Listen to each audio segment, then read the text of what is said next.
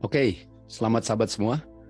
Kita akan belajar topik untuk menjelaskan apa artinya daripada the third person. Dan the third person ini banyak orang artikan sebagai oknum ketiga daripada oknum God di surga. Dan mereka menggunakan kutipan yang membuktikan bahwa pernyataan itu adalah pernyataan Nyonya White yang mendukung teori bahwa ada oknum pertama, oknum kedua, dan oknum ketiga. Pelajaran ini kita pelajari untuk menyelidiki apakah penggunaan kata third person ini yang dimaksudkan oleh yang menulisnya artinya adalah oknum ketiga, karena kita harus izinkan yang menulis ini mengungkapkan apa maksudnya dalam kutipan-kutipan lainnya. Kita nggak bisa hanya mengambil satu kutipan lalu karena ada kata yang cocok dengan saya punya teori bahwa ada 3 oknum di surga, saya langsung artikan itu sebelum saya menyelidiki dulu secara keseluruhan tentang pernyataan ini dibandingkan dengan kutipan-kutipan lainnya yang bicara tentang hal yang sama ini, baru ambil konklusi apa maksud dari penulis, dalam hal ini Ellen G. White, mengenai pengertian daripada kata the third person yang digunakan dalam kutipan yang kita akan baca. Kita mulai di Lukas 10 ayat 26. Tuhan Yesus bilang kepada seorang lawyer ini yang mau mewarisi kehidupan kekal, dia bilang, apa yang tertulis di dalam hukum? Lalu Tuhan Yesus tanyakan, bagaimana kamu membacanya? Artinya kehidupan kekal itu tergantung daripada kamu punya pengertian yang diperoleh dengan bagaimana kamu membacanya. Jadi bisa saja dari Alkitab yang sama, kita punya pengertian berbeda-beda, padahal artinya cuma satu. Sehingga hanya yang benar pengertiannya yang akan memperoleh kehidupan kekal, dan yang salah nggak akan memperoleh kehidupan kekal, padahal mereka semua baca hukum yang sama. Di kutipannya di Special Testimonies Series A, nomor 10, halaman 37, dikatakan, kuasa kejahatan atau setan hanya bisa ditahan atau dibendung kuasa setannya melalui kuasa God. Nah, kita berhenti di kuasa God dulu. Artinya God yang 1 Korintus 8 ayat 6 bilang bahwa cuma satu God, yaitu Bapa. Artinya kuasa Bapa lah satu-satunya kuasa yang bisa membendung kuasa setan. Cuma kuasa Bapa. Nah sekarang pertanyaannya, kuasa Bapa ini boleh nggak diuraikan lagi? Nah kutipan ini menguraikannya. Jadi di sini katakan kuasa Bapa di dalam the third person of the Godhead yang adalah Roh Kudus. Jadi nomor 1 ini kuasa Bapa. Nomor 1 kita harus tahu ini kuasa Bapa. Bapa punya kuasa. Ini miliknya Bapa. Ini Bapa punya kuasa. Dan Bapa punya kuasa itu adalah the Holy Spirit. Bapa punya kuasa adalah Roh Kudus. Artinya kuasa setan hanya bisa dibendung oleh Roh Kudus yang adalah kuasanya Bapa. Tapi kutipan ini ada tambahan di mana kuasa Bapa yang adalah Roh Kudus itu in the third person of the Godhead. Nah ini kata the third person ini orang dengan bebas ambil ini oknum ketiga. Padahal kutipan ini belum dipilah-pilah untuk mengerti apa arti daripada maksud semuanya ini kan. Belum dibandingkan dengan tulisan-tulisan roh nubuat yang lain. Jadi the third person of the Godhead, dan ini katanya melalui kuasa Bapa yang adalah Roh Kudus di dalam the third person daripada Godhead. Di dalam, dia nggak bilang kuasa setan hanya bisa dibendung oleh kuasa Bapa yang adalah Roh Kudus, si third person daripada Godhead. Tapi sebelum itu saya mau baca dari Selected Messages. Berbeda-beda bentuk ekspresi digunakan oleh penulis-penulis yang berbeda. Artinya masing-masing penulis ada cara mengekspresikan apa yang benar. Sementara mereka mengekspresikan kebenaran yang sama, tapi cara ekspresinya beda dari orang lain. Artinya karena beda itu bukan berarti yang mereka ungkapkan beda, tapi cara mengungkapkan kebenaran yang sama itu yang berbeda. Sehingga penulis satu ini cara ungkapkannya beda dengan penulis yang lain, sementara mereka sedang ungkapkan hal yang sama. Kepada orang yang hanya membaca secara permukaan saja dan tidak teliti dalam membacanya, dan memiliki satu prasangka, prejudice, bagi orang yang seperti ini akan banyak dia temukan perbedaan-perbedaan dan kontradiksi waktu membaca firman Tuhan. Tetapi bagi orang yang benar-benar dia pikirkan, renungkan, dan dia sangat menghormati firman Tuhan sehingga dia nggak ceroboh waktu belajarnya. Waktu dia mempelajarinya, dia punya terang tambah lama tambah terang, dan dia bisa lihat di bawah permukaan bahwa semua penulis Alkitab sebenarnya bicara tentang hal yang sama. Sehingga dia bisa mengerti pengungkapan-pengungkapan ekspresi yang berbeda itu sebenarnya mengungkapkan hal yang sama walaupun kata-kata yang digunakan bagi setiap orang itu berbeda. Jadi kita harus bandingkan. White punya tulisan mengenai third person ini atau tentang Roh Kudus kan, karena the third person of the Godhead yang adalah kuasa Bapa adalah Roh Kudus. Jadi kita harus menyelidiki tentang Roh Kudus, dan apa yang nulis itu tulis tentang Roh Kudus itu menjelaskan tentang in the third person of the Godhead ini kan. Mari kita lihat apa yang Mrs. White tidak bilang, sehingga kita nggak bisa bilang itu yang dia bilang kalau bukan itu yang dia bilang. Oke, Mrs. White nggak bilang Holy Spirit adalah sebuah. Holy Spirit, dia nggak bilang Holy Spirit adalah tetapi di dalam kan adalah oknum ketiga daripada Godhead. Dia nggak bilang itu. Mrs. White nggak bilang Roh Kudus oknum ketiga in the Godhead. Kan dia bilang in dengan of, kan, bukan dengan of dan bukan dengan in. Mrs. White pun nggak bilang bahwa Holy Spirit is not the third person in the Godhead. Itu yang nggak dibilang. Jadi kita nggak bisa artikan bahwa dia adalah a third person of the Godhead, karena bukan itu yang dibilang. Kita nggak bisa artikan bahwa Roh Kudus a third person in the Godhead, bukan itu yang dibilang. Kita nggak bisa bilang bahwa third person in the Godhead, karena bukan itu yang dibilang. Yang dibilang adalah by the power of God in the third person of the Godhead.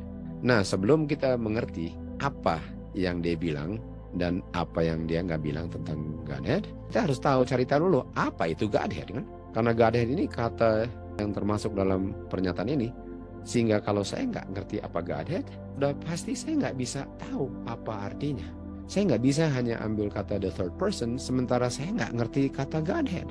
Jadi mari kita belajar apa arti daripada kata Godhead ini, Oke. Di Roma 1 ayat 20 dikatakan, hal-hal daripada Bapa yang tidak kelihatan, artinya ada sesuatu daripada Bapa yang tidak kelihatan, dan yang tidak kelihatan daripada Bapa ini ada untuk bumi ini sejak bumi ini diciptakan.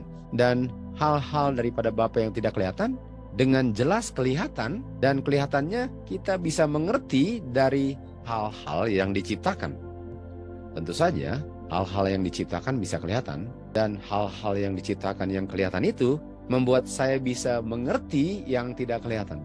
Nah, apa yang tidak kelihatan yang saya bisa mengerti dari hal-hal yang diciptakan? Katanya adalah Bapa punya kuasa yang kekal dan Godhead. Artinya kuasa yang kekal dan Godhead nggak bisa kelihatan.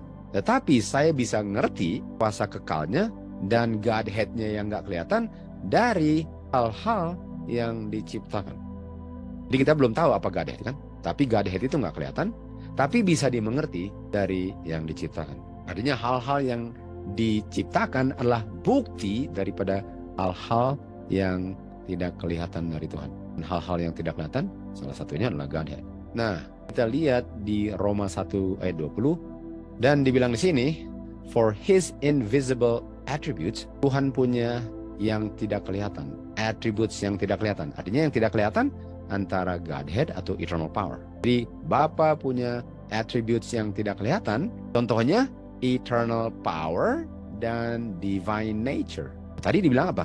Eternal power dengan Godhead. Sekarang eternal power dengan divine nature. Artinya kata lain Godhead adalah apa?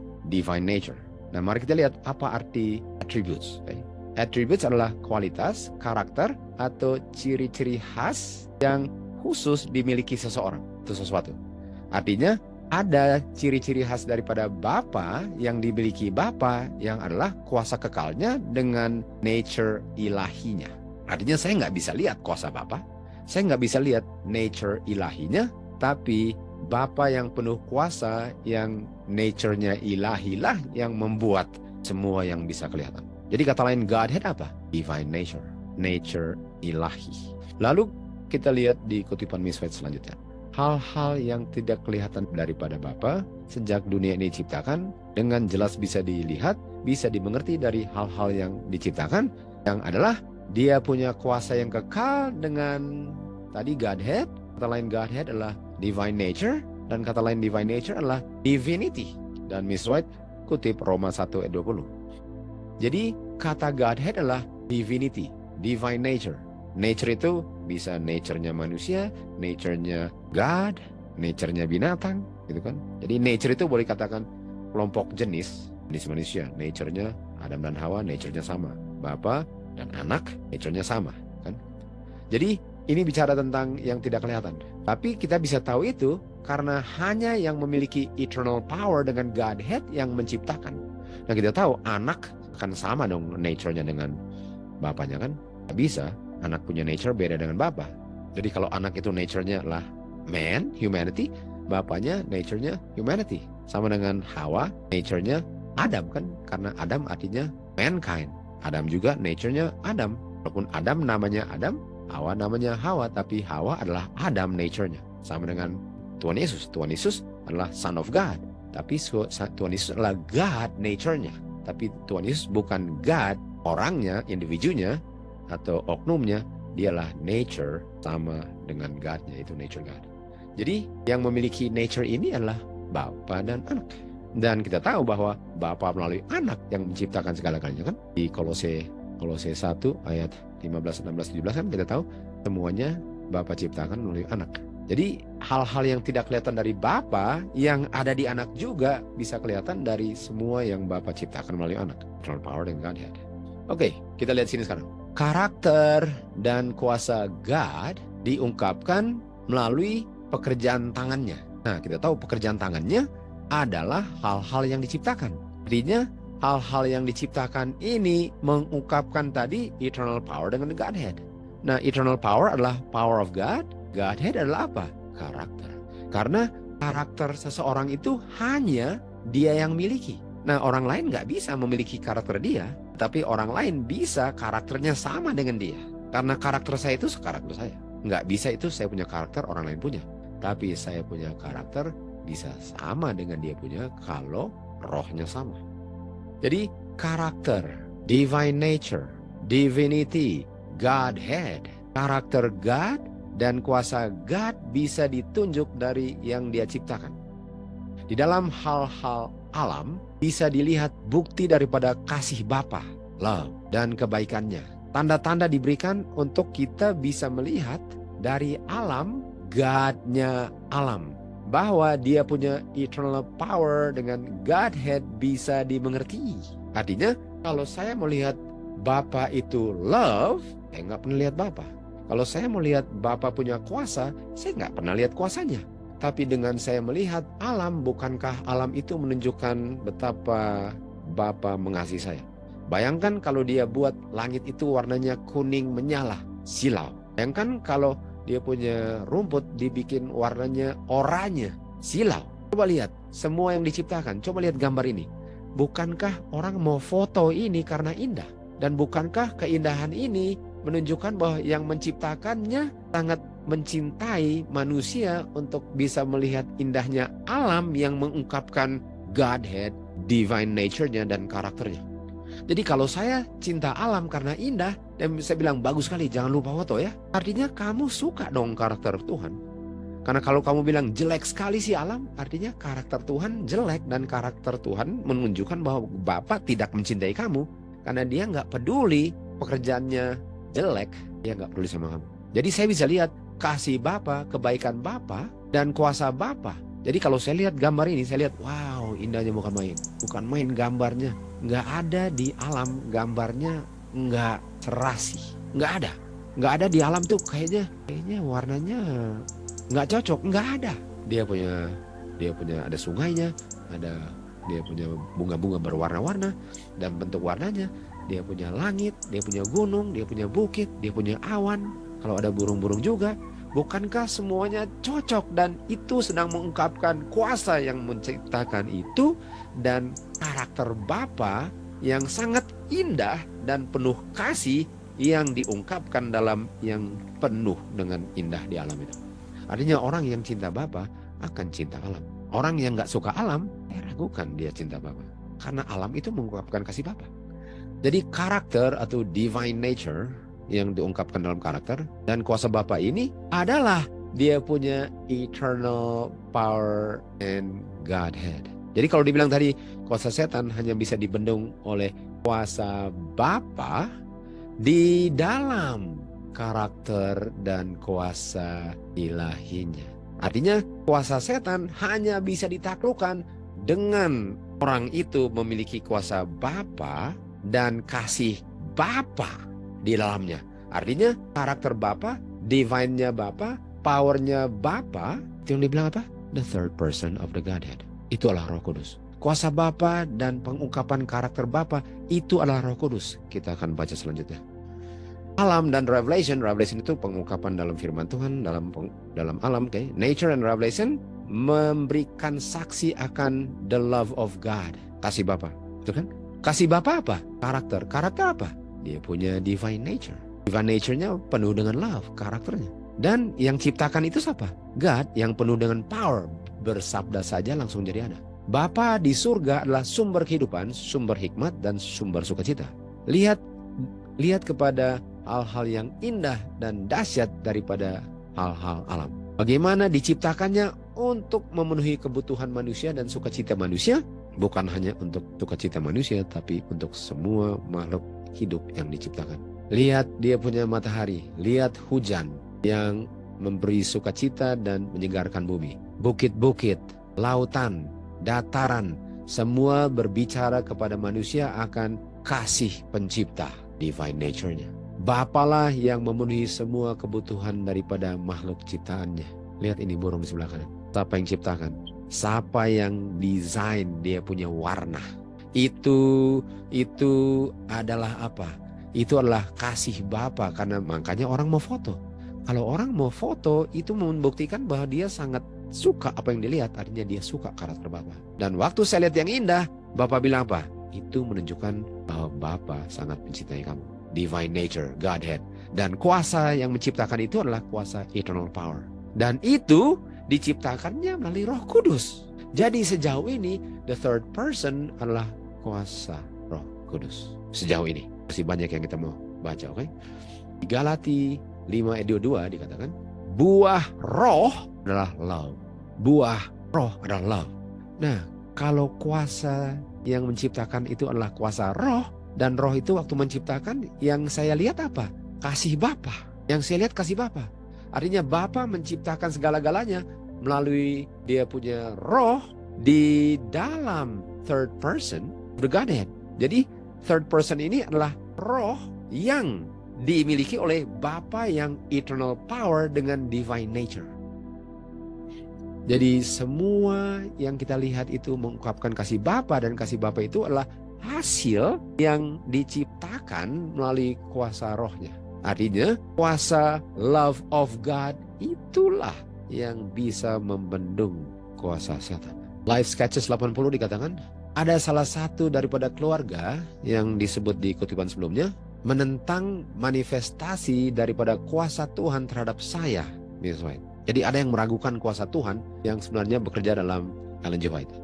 Dan menyatakan keyakinan dia bahwa saya itu sebenarnya di bawah kuasa excitement yang seharusnya saya tolak itu bukan kuasa Roh Kudus katanya. Tapi di saat dia bilang itu, tiba-tiba dia di-struck itu kayak kena kilat ya, di depan mata dia atau oleh kuasa God, ini power of God kan. Dan waktu kuasa the power of God memenuhi rumah itu, rumah atau ruangan itu dipenuhi dengan apa? Holy Spirit.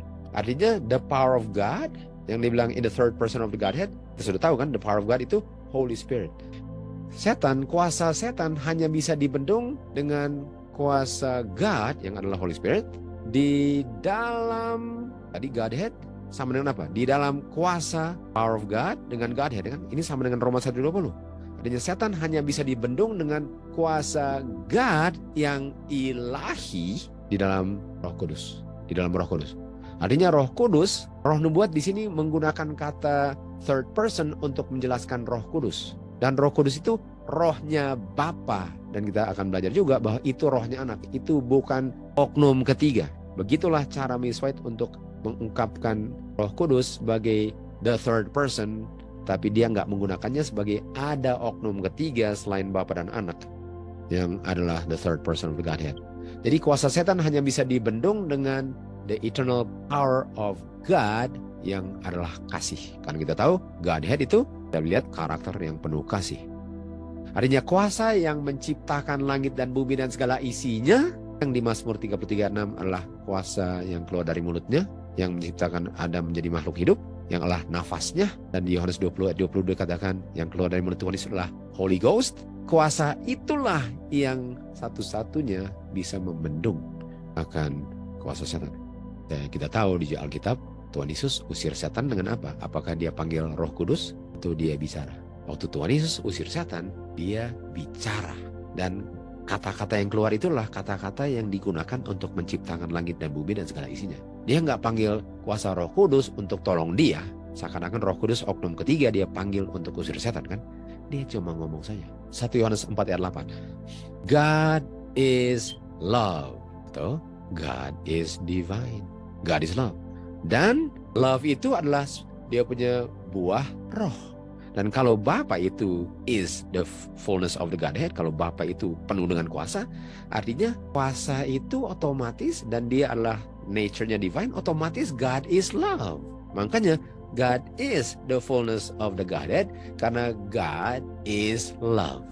The Holy Spirit is the power of God who is love. Artinya Bapa bisa menaklukkan setan dengan dia berikan dia punya love melalui anaknya. For God so love. Dan barang siapa terima dia punya love, tidak binasa, tetapi memperoleh kehidupan kekal. Dan dibilang, whosoever believeth in Him, in Christ. Di dalam Kristus ada apa? Ada Holy Spirit. Dan Holy Spirit itu apa? Love. Buahnya. Artinya, Bapa kirim love-nya, dan love-nya diungkapkan oleh anaknya. Dan barang siapa percaya akan love-nya, buah spiritnya tidak binasa, tetapi memperoleh kehidupan yang kekal. Apakah barang siapa percaya oknum ketiga? Oh. Artinya kalau oknum ketiga itu love, Bapa dan anak bukan love. No. Kalau oknum ketiga itu adalah love, cuma oknum ketiga, bukan oknum pertama dan kedua, kalau memang tiga oknum yang love. Lanjut. Di Roma 8 ayat 37 dikatakan dalam segala hal kita lebih dari penakluk melalui Him, melalui Dia, God yang mencintai kami. Love itu dia punya apa? Dia punya ciri khas Godhead dan kuasanya adalah kuasa daripada Bapa yang Godhead. Artinya melalui love-nya Bapa saya bisa taklukkan. Taklukkan apa? Ayat 38. Saya yakin kematian, kehidupan, malaikat, principalities, kuasa setan.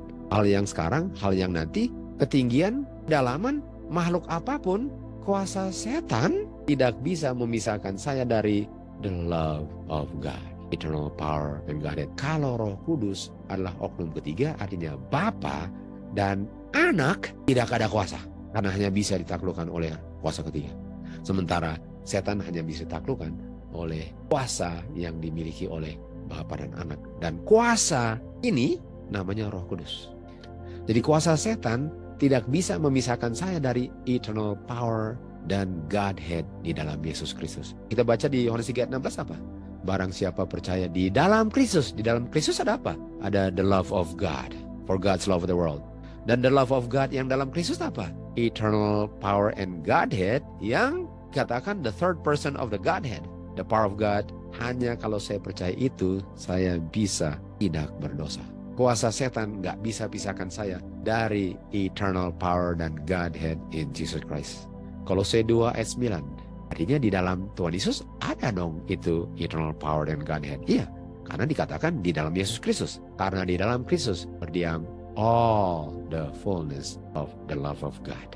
Makanya waktu dibilang for God's love the world, yang dikirim anaknya. Artinya waktu saya terima anak, saya terima all the fullness daripada the love of God, the power of God. Dan kalau saya percaya itu, setan tidak bisa taklukkan orang itu. Efesus 3:19. Untuk mengenal the love of Christ, ya kan? The love of Christ itu apa tadi? All the fullness of the Godhead. Dengan mengenal the love of Christ, kamu bisa dipenuhi, kamu manusia. Kalau kamu mengenal the love of Christ, kamu bisa dipenuhi dengan all the fullness of the love of God. For God so loved the world. Whosoever believeth in the Son shall have eternal life. Nggak akan ditumbangkan setan. agar kamu bisa menjadi atau mengambil bagian, agar kamu bisa mengambil bagian daripada divine nature atau the love of God. Agar kamu bisa mengambil bagian divine nature, Godhead, divine nature, Godhead kan, atau karakter Bapa.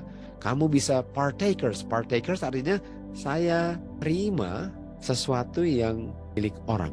Tapi dia nggak kehabisan itu. Saya bisa benefit dari sesuatu yang dimiliki orang seakan-akan itu saya punya. Itu partakers, sharers ya.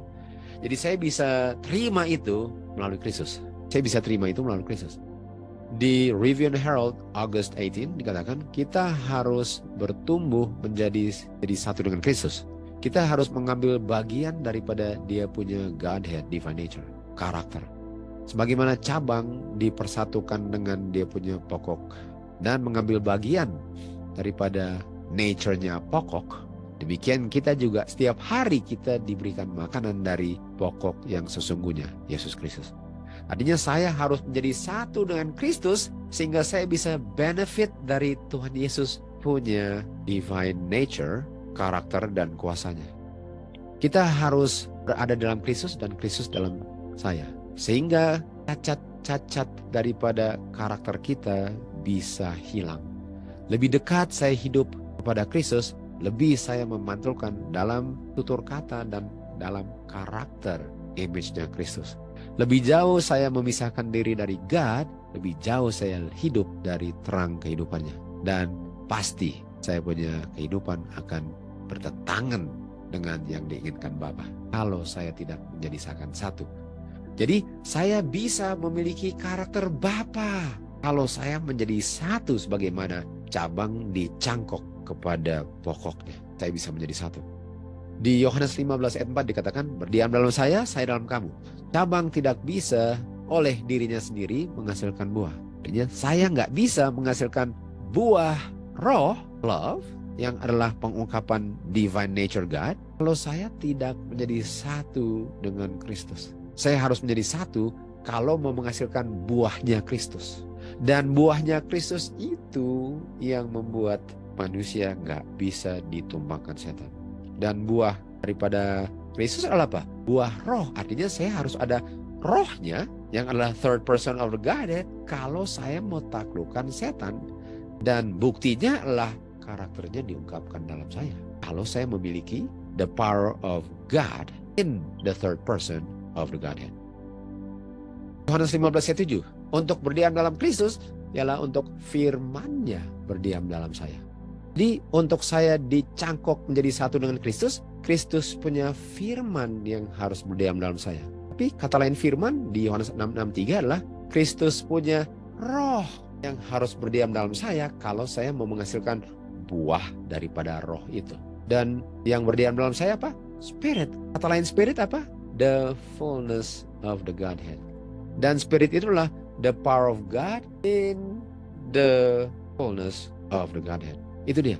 Artinya kalau saya memiliki power of God in the third person of the Godhead, saya memiliki rohnya Kristus yang adalah rohnya Bapa dalam Kristus, dan saya akan menghasilkan buahnya daripada roh Bapa dan Kristus. Dan hanya dengan demikianlah setan punya kuasa tumbang di tempat. Yohanes 14 ayat 10 dikatakan, saya berdiam dalam Bapa dan Bapa dalam saya. Lalu Kristus bilang, perkataan-perkataan, atau kata lain perkataan apa? Roh yang berdiam dalam saya itu adalah Bapa punya roh, atau Bapa punya power, dan tadi power of God apa katanya? The third person of the Godhead. Artinya, the third person of the Godhead adalah rohnya Kristus. Rohnya Kristus yang berdiam dalam anak sehingga Tuhan Yesus nggak pernah ditumbangkan setan. Dibilang katanya, kalau kamu tidak mau ditumbangkan setan, kamu harus ada the power of God in the third person of the Godhead. Nah, di dalam Tuhan Yesus apa? Tuhan Yesus sebagai manusia pernah ditumbangkan setan nggak? Enggak. Dan karena Tuhan Yesus memiliki itu rohnya Bapa di dalam dia. Dan rohnya Bapa itu apa? Yang di dalam Tuhan Yesus namanya the third person of the Godhead yang adalah the power of God. Sehingga dia nggak pernah panahnya mempan kepada Tuhan Yesus. Dan kalau saya ambil bagian dalam Kristus, saya pun share the third person of the Godhead, partakers of the Holy Spirit, sehingga setan punya panah pun nggak mempan untuk memanahi saya. Bapa punya roh yang berdiam dalam saya. Dia yang bekerja untuk menghasilkan buahnya. Yohanes 15 ayat 5, akulah pokok, engkau cabang-cabangnya.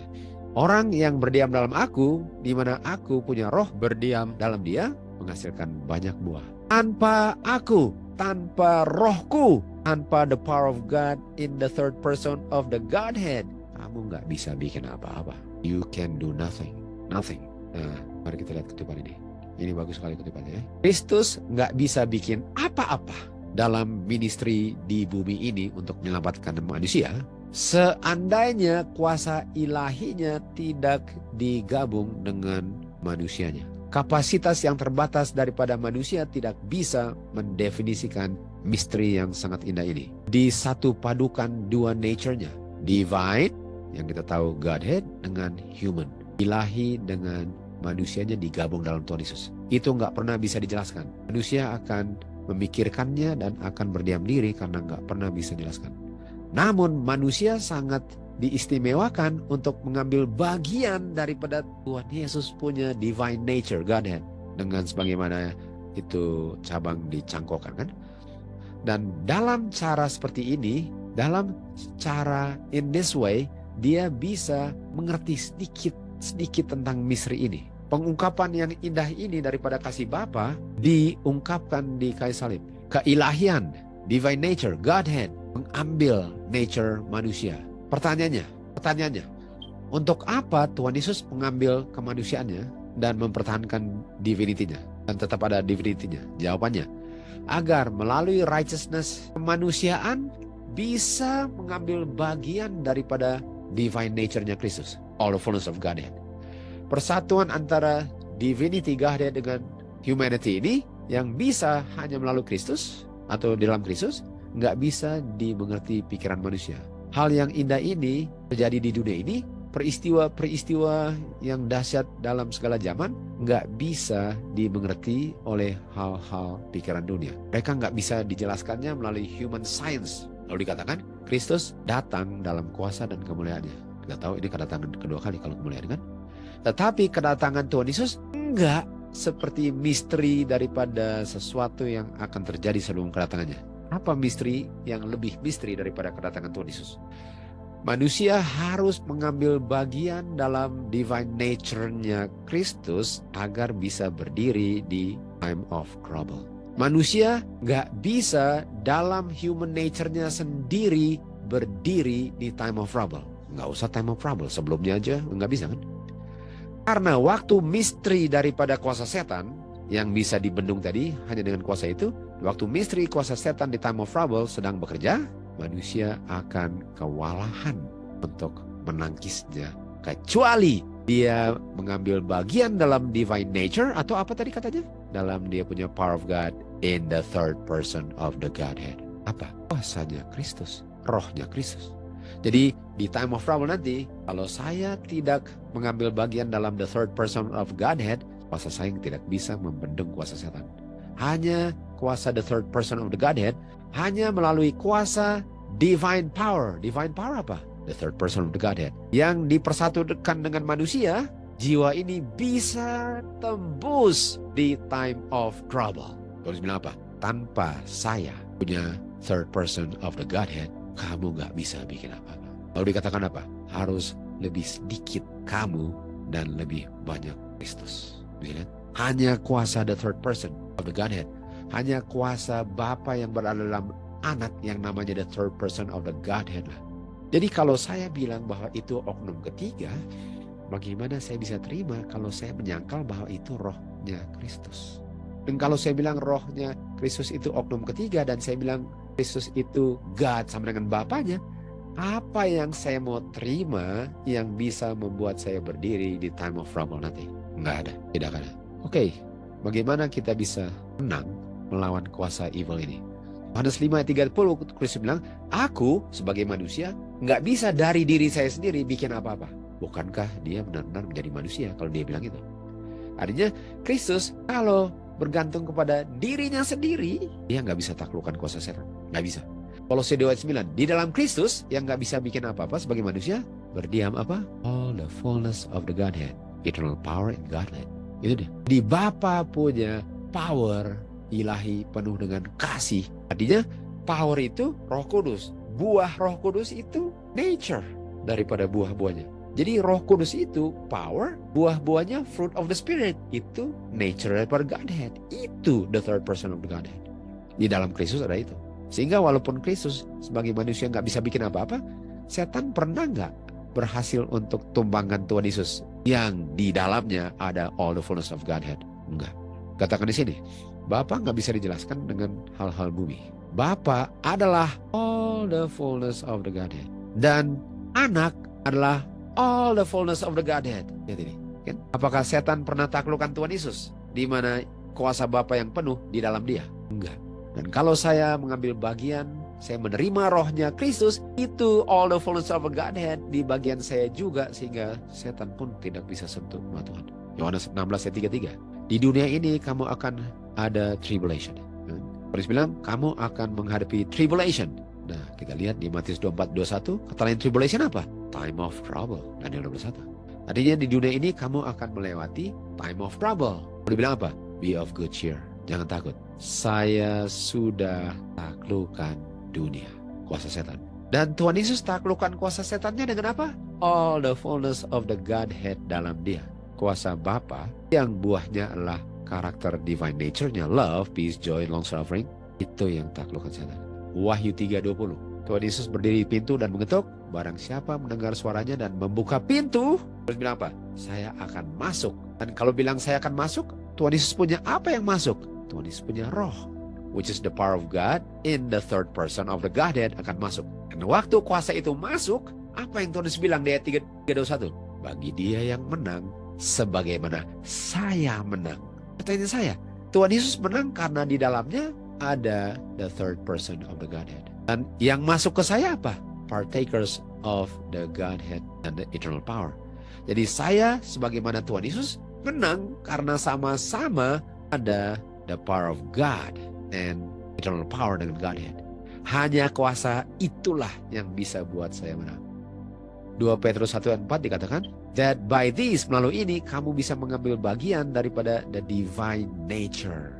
Kalau kamu menjadi satu dengan Kristus, kalau kamu terima firman itu yang adalah roh Kristus, rohnya Kristus, bukan oknum lain selain Kristus. Artinya ajaran Trinitas yang memisahkan Kristus dari Roh Kudus dan memisahkan Roh Kudus dari Bapa, itu bukan third person of the Godhead. Karena Roh Nubuat menggunakan kata third person of the Godhead untuk menjelaskan ini adalah rohnya Bapa yang ada dalam Kristus. Itulah cara penulis mengungkapkannya, menggunakan kata-katanya, dan kita harus tanya kepada dia apa maksudnya, bukan cepat-cepat ambil kesimpulan hanya karena saya mengerti persis apa arti kata itu, walaupun bukan dengan maksud itu dia menggunakannya. Efesus 3:19, kamu bisa dipenuhi dengan all the fullness of God kalau kamu terima rohnya Kristus. Nah, mari kita lihat rohnya Kristus sekarang. Mari kita lihat the Spirit of Christ.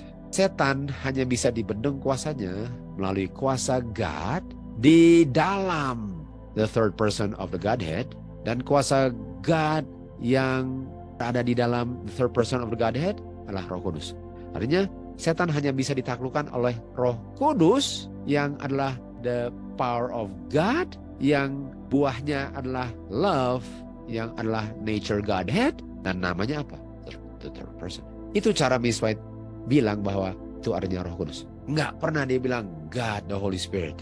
Enggak ada di Alkitab, di manapun enggak ada. Hanya dalam ajaran Trinitas lah itu ada. Tadi dikatakan kamu hanya bisa menang by the power of God in the third person of Godhead. Kristus bilang kepada kami bahwa Roh Kudus adalah penghibur, dan penghibur adalah Roh Kudus, Roh kebenaran, yang Bapa akan kirim dalam namaku. Ini Roh Kudus ini dia maksudkan tentang kemahahadiran rohnya Kristus. Apakah dibilang Roh Kudus adalah oknum selain Bapa dan Anak? Enggak. Dia bilang inilah Kristus punya roh yang bisa berada di mana-mana pada waktu yang bersamaan. Itu Kristus, the Spirit of artinya pemilik. Ini rohnya Kristus, bukan oknum selain Kristus. Tentang ini kan kita baca di 14 MR. Tuhan Yesus kita tahu ada kemanusiaannya terbatas. Sehingga Tuhan Yesus nggak bisa omnipresence kemanusiaannya. Oleh sebab itu, dia tinggalkan murid-muridnya dan pergi ke Bapa, dan dia kirim Holy Spirit untuk menjadi penerusnya di bumi. Lihat ini. Roh Kudus, yang tadi kita lihat, Roh Kudus adalah the third person of the Godhead. Sekali lagi ya, Roh Kudus adalah the power of God in the third person of the Godhead. Artinya Roh Kudus, the third person atau the power of God in the third person of the Godhead adalah Yesus Kristus sendiri. The Holy Spirit is Himself. Dia nggak bilang the Holy Spirit is not Christ. Dia nggak bilang the Holy Spirit, power of God in the third person of the Godhead. Dia nggak bilang the Holy Spirit is another person. No. Holy Spirit, yang kata lainnya the power of God in the third person of the Godhead, is Himself. Tanpa oknum kemanusiaannya. Karena oknum kemanusiaannya terbatas kan. Jadi Roh Kudus itu apa tadi katanya? Roh Kudus adalah the love of God, the love of Christ. Apakah the love of God itu oknum yang lain sehingga God itu nggak love? Kalau Holy Spirit itu adalah love, artinya Bapa dan Anak bukan. Artinya Roh Kudus yang adalah love-nya Kristus adalah dia punya love. Tapi dia punya love itu adalah kuasanya juga yang manusia tentu saja nggak bisa jelaskan kan? Dan itulah yang berada dalam manusia. Dia punya love yang kita baca di Roma 8. Love-nya Bapa dan Anak nggak bisa dipisahkan dari kuasa setan. Love. Love apa? Fruit of the Spirit. Siapa punya love? Bapa punya love dan Anak punya love adalah rohnya mereka. Tanpa oknum kemanusiaannya. Jadi walaupun Tuhan Yesus sebagai tubuhnya di surga, Bapa di surga, tapi mereka punya karakter yang adalah kuasanya di dalam saya. Itu bukan oknum lain, karena ini Tuhan Yesus punya. Tuhan Yesus punya karakter. Kita baca di Desire of Ages. Tuhan Yesus mempertahankan kemanusiaannya untuk selama-lamanya. Itu sebabnya dia kirim dia punya Spirit, sementara tubuh manusianya di surga. The third person of the Godhead adalah karakter Kristus. Allah, Kristus punya roh, bukan oknum yang lain. Kita lihat di Review Herald. Roh Kudus diberikan sebagai agency regenerating, artinya memberikan kehidupan. Tanpa hal ini, korban Kristus nggak ada gunanya. Kuasa setan yang tambah lama untuk berabad-abad tambah kuat, dan manusia tunduk kepada kuasa ini sangat dahsyat. Dosa hanya bisa ditahan, dibendung, dan ditaklukkan melalui the mighty agency of the third person of the Godhead yang akan diterima tanpa modified energy, tanpa kuasanya dikurangi. Dan kata daripada tanpa dikurangi kuasanya adalah in the fullness of the Godhead atau in the fullness of the divine power. In the fullness of the divine power adalah kuasa Tuhan, rohnya Kristus tanpa batasnya. Baru kuasa setan ditaklukkan. Kristus, lihat ini. Kristus telah memberikan dia punya roh sebagai divine power. Kata lain divine power apa? Eternal power and Godhead. Atau kata lain eternal power and Godhead apa? Third person. Tuhan Yesus telah memberikan dia punya roh. Tuhan Yesus telah memberikan dia punya third person of the Godhead untuk kita taklukkan dosa. Penghibur yang Kristus janjikan adalah the Spirit in all the fullness of the Godhead. Ini kan? Spirit in all the fullness of the Godhead. Artinya tidak di-courting tenaganya. Dan kalau dibilang Spirit in the fullness of the Godhead sama dengan apa? The power of God in the fullness atau in the third person of the Godhead sama dengan the Spirit in all the fullness of the Godhead sama dengan Kristus punya roh membuat terungkaplah kuasa divine grace-nya dalam manusia. Bisa lihat bahwa the third person of Godhead, jangan bilang the third-nya itu third being, the third-nya adalah Kristus punya roh. The third person of the Godhead is the Spirit of Christ. Kristus punya Spirit is a divine power, ya kan? Atau Kristus punya Spirit adalah eternal power and Godhead. Dan kalau kita ganti eternal power dengan Godhead, Kristus punya Spirit adalah the power of God in the third person of the Godhead. Jangan lupa, untuk mengartikan sesuatu, kita harus tanya kepada yang menulis itu, apa maksud kamu? Dan biarlah dia sendiri yang menjawabnya. Jangan tanpa konsultasi, saya artikan hanya untuk sesuaikan dengan saya punya pengertian yang saya sudah cetuskan sebelum saya belajar. Kondisi manusia melalui dosa harus ditumbangkan. Sudah menjadi sesuatu yang alamiah bagi manusia. Dan kuasa yang memperbaiki kita harus supernatural. Kalau enggak, ada hasilnya. Hanya ada satu kuasa yang bisa membendung kuasa setan. Sama dengan tadi kan? Hanya ada satu kuasa. Kuasanya tadi apa katanya? The third person of the Godhead. Tapi ketupan ini bilang apa? Hanya ada satu kuasa yang bisa membendung kuasa setan. The power of God in the third person of Godhead. Tapi Miss White tulisnya apa? This power is the power of God in Jesus Christ. Artinya, the third person of the Godhead adalah rohnya Kristus. Jelas, 100%. Mrs. White menjelaskan sendiri tulisan dia. Tanpa manusia harus tebak-tebak. Dan di dalam Kristus berdiam all the fullness of the Godhead. Eternal power in Godhead atau the third person of the Godhead. The divine spirit yang dijanjikan Tuhan Yesus adalah kehadiran, the presence, dan kuasa God. Kehadiran apa? Omnipresence-nya. Kuasa God tadi apa? Apa kuasa God? Divine spirit, the third person of the Godhead. The power of God yang berada dalam Kristus is the presence. The presence ya, ini salah tulis, is the presence in the third person. Kehadiran Roh Kudus adalah kehadiran the third person. Kristus dan kuasanya adalah Kristus dan kuasanya in the third person of the Godhead. Bukan another person in the Godhead, but it is the third person of the Godhead, not in the Godhead. Karena di dalam Godhead itu nggak ada tiga oknum. Godhead itu adalah keilahian daripada Bapa dan Anak. Bukan di dalam Godhead ada tiga oknum.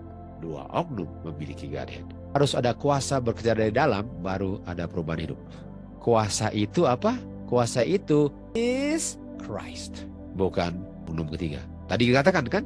The Holy Spirit is Himself. That power is Christ. Dengan dia punya roh Kristus mengirim pengaruh perdamaian dan kuasa yang mengambil dosa. Apalagi dia punya roh, bukan oknum ketiga. These are wages. Satu-satunya pertahanan melawan evil, kita tahu evil yang bisa ditaklukkan, the power of God in the third person of Godhead is berdiamnya Kristus dalam hati. Kristus, bukan oknum ketiga. Karena roh itu, karakter itu, Kristus punya karakter. Karakter Kristus bisa nggak dipisahkan dari dirinya? Jadi bilang aja, Kristus sama. Karakternya Kristus sama. Karena karakter Kristus bukan karakter orang lain. Walaupun karakter orang lain sama dengan dia punya. Harus mengerti itu. Kristus adalah sumber daripada semua yang benar. Dialah satu-satunya yang bisa membangkitkan pencitra berdosa. Dialah sumber kuasa kita. Dan ada orang yang bisa bertobat tanpa kuasa Kristus. Kuasa Kristus lah yang bisa membuat benci dosa dan benci setan yang bisa dihasilkan dalam hati saya. Bukankah ini satu-satu kuasanya yang namanya the third person of the Godhead?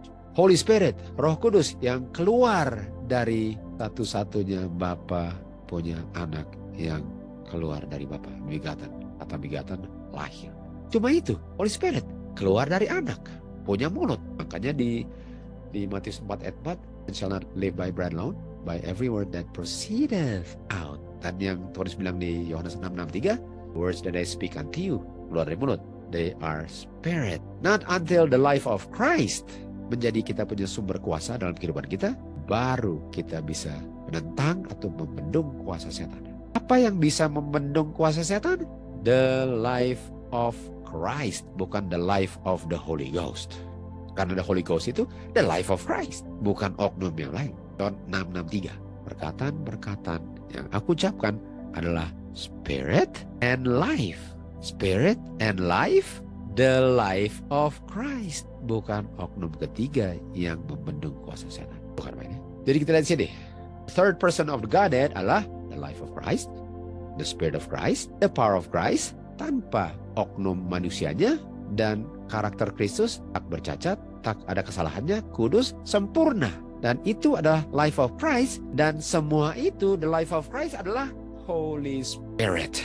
Itu Kristus. Itu Kristus punya. Itu Kristus punya. Itu bukan oknum yang lain. Hanya melalui karakter Kristus lah orang bisa taklukkan setan. Hanya melalui kuasa Kristus yang adalah karakternya, orang bisa taklukkan dosa. Bukan oknum ketiga. Di surga pernah ada oknum tiga selain malaikat yang lain. Apa? Anak Lucifer. Oknum ketiga yang mau menjadi seperti Bapa dan Anak adalah Lucifer yang menjadi setan. Sekarang dia diangkat menjadi oknum ketiga yang membinasakan manusia. Dan hanya melalui kuasa Kristus yang kita kenal sebagai the third person of Godhead, kuasa yang mau menjadi oknum ketiga ini bisa ditumpahkan. Pelajarilah firman Tuhan untuk kamu bisa mempertanggungjawabkannya. Rightly dividing the word of truth. Artinya, make sure kamu memilah-milah. Jangan cepat-cepat ambil kesimpulan kalau belum melihat gambaran keseluruhannya. Ada banyak variasi dalam pohon, tapi nggak ada dua daun yang sama. Variasi ini yang membuat sempurna pohon itu. Di Alkitab, kenapa ada Matius, Markus, Lukas, Yohanes di dalam The Gospel, dan ada kisah para rasul dan penulis-penulis yang lain. Sementara mereka ngomong tentang hal yang sama. Tapi kenapa banyak orang yang tulis? Tuhan telah memberikan firman-Nya sebagaimana yang Dia inginkan. Jadi jangan kamu rubah-rubah kalau itulah yang Tuhan inginkan. Dia memberikannya melalui penulis-penulis yang berbeda. Sehingga masing-masing penulis ada cara pengungkapannya sendiri. Walaupun mereka semua bicara tentang hal yang sama. Sama dengan Miss White. Dia pakai third person of Godhead, di mana mungkin Yohanes pakai Roh Kudus, Spirit of Truth, Miss White pakai the third person of Godhead, tapi semua bicara tentang hal yang sama. Dan kalau kita satu padukan semuanya, kita bisa lihat bahwa semuanya sama, tapi diungkapkan dengan cara masing-masing. Masing-masing ada pengalamannya masing-masing, dan perbedaan ini memperluas dan memperdalam pengetahuan yang dibawakan untuk pendengar yang pikirannya beraneka ragam. Walaupun diungkapkan dengan cara yang tidak sama, tapi waktu disatu padukan semuanya, artinya satu. Dan dalam hal seperti itulah, saya bisa lihat betapa indahnya firman Tuhan. Pencipta daripada semua ide bisa mengimpress pikiran-pikiran yang berbeda dengan hal yang sama. Tetapi masing-masing penulisnya, nabi-nabi, mengungkapkannya dengan cara yang berbeda tanpa bertentangan satu dengan yang lain. Sekali lagi, ada yang ungkapkan Roh Kudus dengan masing-masing. Dalam hal ini, Miss White gunakan kata third person. Kita harus tanya, maksud kamu apa? Jawabannya, bacalah semua tulisanku, akan terungkap apa maksudnya. Kalau kita dengan rendah hati dan jujur dan siap berubah kalau dibuktikan salah, kita akan lihat betapa indahnya firman Tuhan. Daripada cuma pilih satu kata, langsung ambil kesimpulan. Di apa the third person of the Godhead? The third person of Godhead adalah rohnya Kristus. Melalui inspirasi Roh Kudus, Tuhan telah memberikan kebenaran ini kepada nabi-nabinya untuk diungkapkan sesuai dengan kemampuan setiap manusia untuk mengertinya oleh Roh Kudus. Ada orang yang bisa mengerti ini, mengerti itu. Waktu mereka gabung semua tulisannya, mereka bisa lihat bahwa walaupun setiap penulis menggunakan istilahnya mereka masing-masing, tapi semua itu sumbernya dari Roh Kudus. Dan malahan memperkaya dan memperdalam pengetahuan tentang hal-hal yang seandainya sama semuanya, nggak pernah bisa dialami oleh umat Tuhan. Semoga kalian sudah mengerti pernyataan yang sangat membingungkan banyak orang yang menggunakan kutipan ini sebagai bukti bahwa ada 3 oknum. Sementara Alkitab dan Roh Nubuat telah menjelaskan bahwa the third person of Godhead adalah rohnya Kristus. To God be the glory.